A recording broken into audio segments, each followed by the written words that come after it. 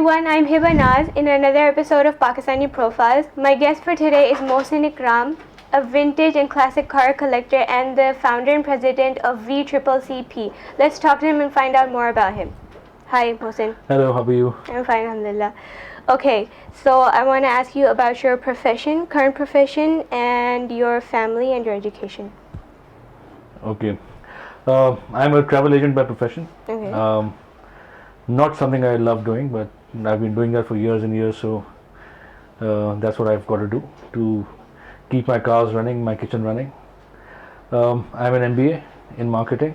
Mm-hmm. I went to States for electronics engineering. Mm-hmm.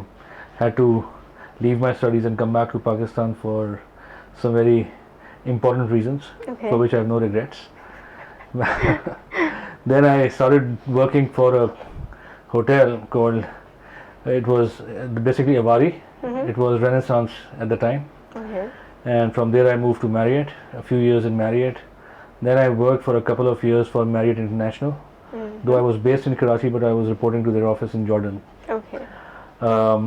Then I joined a company called Capola, which was a Dubai-based company, Okay. and launched Thomas Cook, one of the biggest travel companies in the world.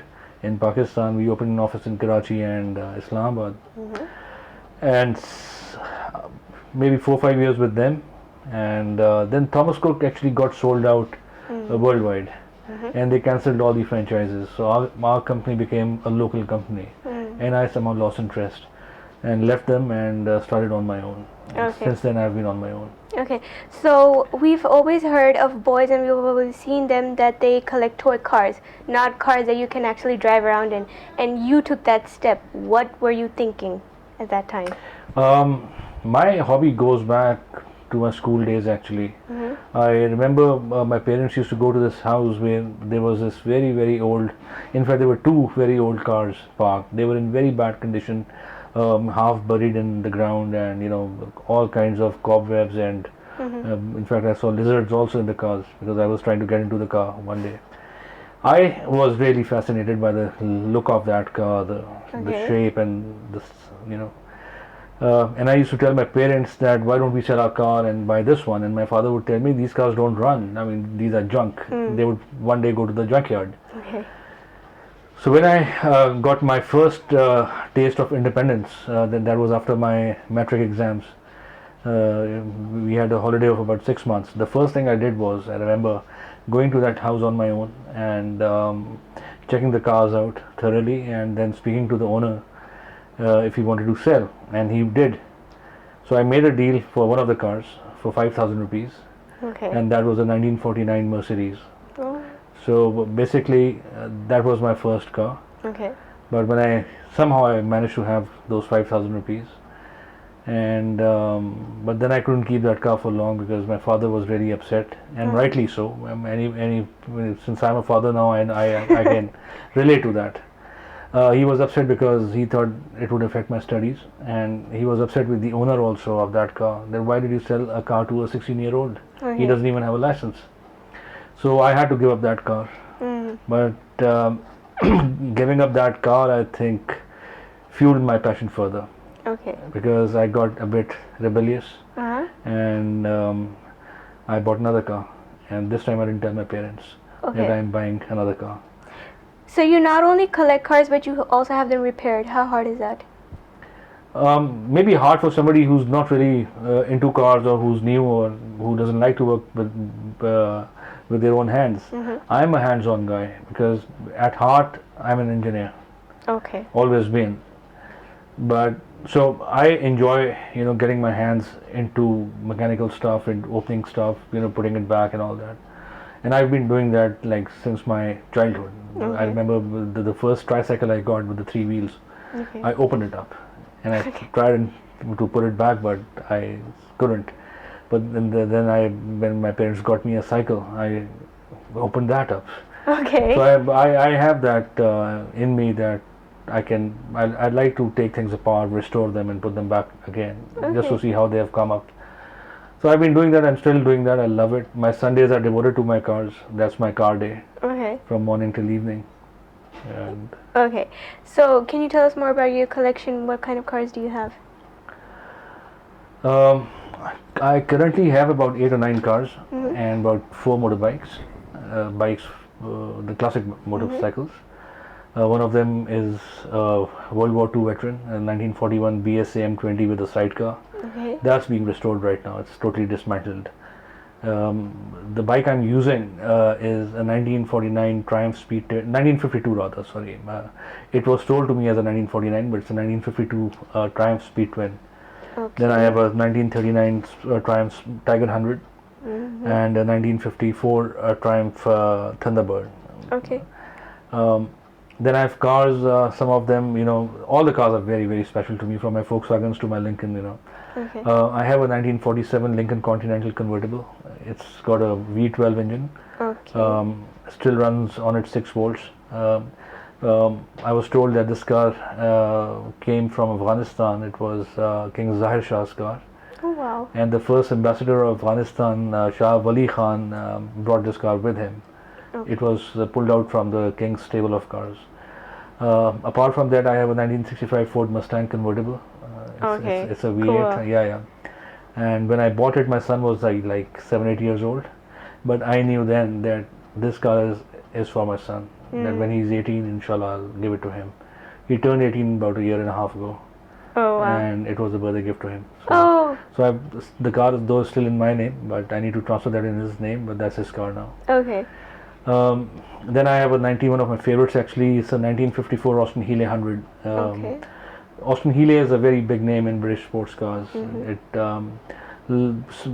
has a lot of followers all over the world. I used that. In fact, on the 2 car rallies that I took part in, Karachi to Khyber, that's the car I drove all the way. Okay. It's a 2-seater convertible. So you're not into Cadillacs and Ferraris? Well, I mean, there's just one classic Ferrari in Pakistan, and I was very, very close to buying that 25 years ago Okay. for 100,000 rupees. But 100,000 rupees was a lot of money at that time, so could never, But that's the only Ferrari. Ferrari is a bit, it's not in the reach. Okay. But the other cars, I mean, internationally, these cars are almost as, I mean, I can sell and buy a Ferrari probably, if somebody really needs to have a Ferrari. The Ferraris I like and I would like to have are at this point in time totally beyond me. They are like worth £5 million, £8 million, the good ones. The others are like, okay, I have better cars. Okay. I think when I was researching about you, you seem to have Qaid-e-Azam's car as well. A Rolls Royce? No. That's not mine. That belongs to a club member, a senior club member and a friend. That's not actually Jinnah's car. Okay. A lot of people do say that. Okay. But that's not Jinnah's car. Actually, when Pakistan came into being, Qaid-e-Azam was living in Bombay. And he had flown from Bombay to Karachi a day earlier Right. to attend the first assembly session. Right. So, since the government of Pakistan didn't have many good cars, and there were a lot of dignitaries from all over the world there to witness the first assembly session, a lot of cars were borrowed from different Nawabs and Sardars and the Chaudhries and the big people. Nawab of Bahawalpur loaned a few cars to the government of Pakistan for a few days. Yeah. So this particular car that Kareem has, this was used to take Qaid-e-Azam from a place to the Sindh Assembly building, along with Lord Louis Mountbatten. So that makes the car very historical. But then we have another car, another Rolls Royce, which was gifted by the Queen of Elizabeth, if I'm not wrong, to Mr. Jinnah. Okay. To the government of Pakistan actually for Mr. Jinnah's use. And when Mr. Jinnah died, the car was taken back by the British High Commission. Okay. So tell me about VCCCP. What is that? Well, that's Vintage and Classic Car Club of Pakistan. We formed this club way back in 1987. I, along with my friend Jamaga, we one day met and decided to form a club. In fact, I was working on it, on the club, and my friend Janzeb Karamat, who was kind of my elder and my guru in classic cars, he used to tell me that, Mohsin, since you are very young and not many people are into cars, you should form a club and get your friends interested in cars so that you have some company. Okay. So I was thinking on those lines. I was working on it also. Then Jim came along to see my cars, and we formed this club. We weren't very active the first 10 years, first 15 years in fact. Okay. But in 2003, we made some plans and started doing. In 2003, in fact, I took over as the president. Because Jim was the first president of the club, Okay. being my senior and all that, age-wise. So in 2003, we decided to have car shows, annual car shows, to attract people and make them aware of this hobby and blah blah blah. Okay. And we have been very successful in that because 10 years ago we had a very hard time getting 30 cars at the show. Now we have to restrict the entries to 100 cars. We have like so many requests. What the shows have done is that it has kind of a lot of youngsters have gotten into this hobby. They like these cars and they know somebody in their family who has a car rotting away in the factory or in their backyards. So they have pulled the cars out. They are restoring the cars. So every year we have more and more cars. Okay. The other thing is what the club is doing is we are doing cross-country rallies. What that does is that it unites the people from all the provinces, from all walks of life, because these cars are very happy beings. Like they make everybody happy. Okay. We have seen rickshaw drivers, we have seen bus drivers, giving us a thumbs up or saying something nice. Small kids selling flowers, they look at us, they give us a smile. Shabash, very good, remarks like these. And even the bus drivers, a lot of times when I'm passing them by, they would just honk twice to let me know that they like the car. Okay. I drive my Fiat 500 almost every day to office. Okay. And I've seen people in Range Rovers and new Parados and Mercs actually, putting their windows down and giving me a thumbs up or smiles or just waving. So that's what these cars do all along the way when we go all the way to Peshawar. Okay. That when we stop at small tea shops and stuff, everybody gathers around the cars, they ask us questions. What these events do is, when through media, through internet, through our website and different other online sites that we post pictures on, it gives a very softer image of Pakistan to the outside world, and people are amazed in the Western world that we have cars like these in Pakistan and we are doing these kind of events. They contact us and they check with us whether it's possible that they could also come and join us. And I tell them why not. Everybody's concerned about the law and order situation in Pakistan, but we tell them yes, there is a problem, but we are still managing it fine. There is absolutely no issues. So, having a softer image of Pakistan, that's something very, very good. And then we can eventually, once things are better, we can invite a lot of people from neighboring countries for joint car rallies. In fact, we have planned a few with India. Okay. All the paperwork is done. We are just waiting for the right time to seek permission and go ahead with the rally. So, have people from abroad noticed your car collection, and have you been abroad and showcased them? To start with, yes. Our neighbors, India, the classic car scene is very big in India. Okay. They have a lot of cars, a lot of collectors, and they really know the stuff.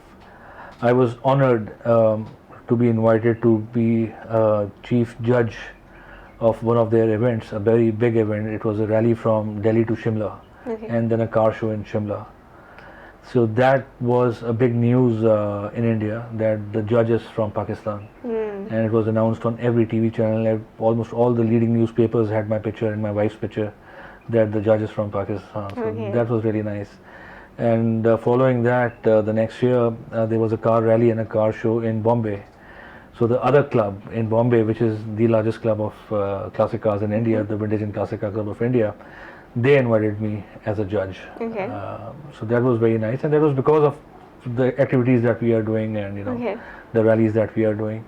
Then I was also once invited by the Austin Healey Club of UK, because they had come to Pakistan. They were passing through Pakistan, and we as a club, all our friends, we flew to Lahore. And we were with them for 2 days, helped them out with car repairs and stuff. Okay. So they really appreciated that. And there was a huge event in Silverstone, Northampton, UK. So I went. Okay. and kind of represented Pakistan. That was nice. Yeah. Okay, so how has your family taken you? Are they serious towards your? Oh yeah, but before I forgot one thing.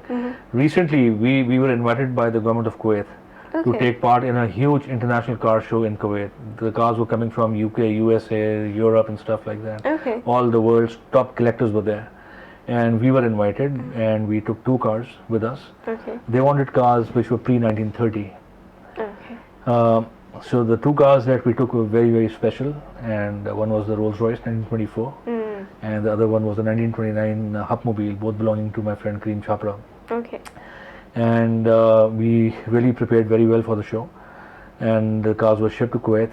And after 4 days event, at the gala dinner, when the Kuwait's royalty was there, royalty from UAE and Oman were there, Pakistani ambassador was there, Mr. Ferraris, and we weren't expecting much. We just wanted to take part and be part of the event. It was such a glamorous event, and when they announced the winner, it meant something like this. They created a little suspense and then said, and the winner is the car from Pakistan. It was huge. Okay. We had tears built up in our eyes. We weren't expecting that, and the ambassador, the Pakistani ambassador, came to our table, hugged us like anything, and we jumped with joy, and it was so good. Okay. So that was a huge recognition that we got, not only for our club or for Kareem's, since they were his cars, but for Pakistan also, because we had a Pakistani flag on the car, and whenever that car was mentioned anywhere during the show also, it was mentioned the car from Pakistan. Okay. So that really did all the Pakistanis in Kuwait proud. We were so proud and so happy, and on the national TV, all the national newspapers, Pakistan was all over the place. So that was really good. Okay.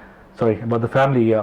Family's taken it very well. Okay. My wife has been a huge support, and she's a lot of times she really not only helps me out but helps the club out also, like on smaller events.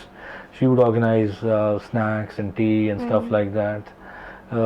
She would gather all the servants from the house and take them to the event place. Okay.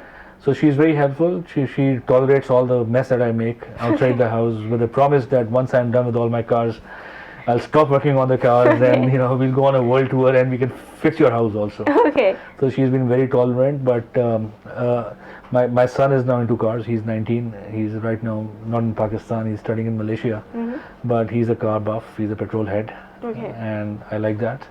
He's taken part in car rallies with me, driven on his own with his friends. Okay. His Ford Mustang convertible. Okay. My daughter is not very fond of cars. She doesn't seem very keen on cars, doesn't talk much about my cars, Okay. but that's okay.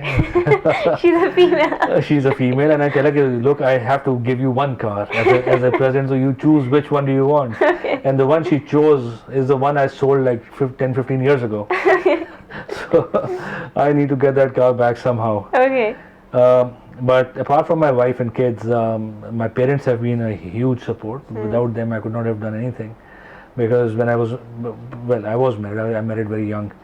I wouldn't have money to buy a certain car, and somehow I would get the message across to my mother that I really like this car, and I have this much, and I'm short by this much. Okay. And either she would do something or she would tell my dad, and in the end, when I would think that, okay, I'm going to lose this car, Okay. they would come up with the money and say, okay, go and buy. So they have been a huge support, Okay. and still are. Do you think people here actually take collection or collecting things seriously?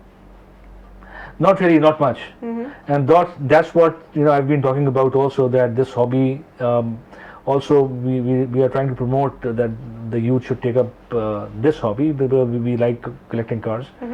But any hobby is a must. You should collect stamps or coins or different kinds of gemstones or carpets or paintings, pictures for that matter, anything. It is very healthy. It is something to look up to when you don't have much something else to do. Right. There is something to do. I've seen people getting bored, having a lot of time on their hands but nothing to do.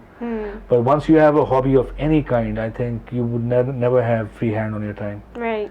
Okay. So your message to the youth out there or your fans?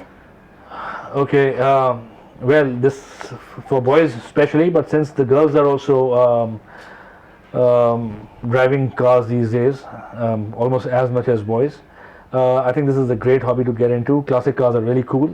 They really make people's heads turn. Um, in the Western world, this hobby is really recognized. People like some very, very big names, celebrities and stuff, they are into classic cars. So you adopt this hobby, buy a car, restore it, and enjoy this hobby. All right. Thank you, Mohsin. Thank you very much. You're welcome. Bye bye. That's it for today. To view more profiles, you can log on to PakistaniProfiles.com.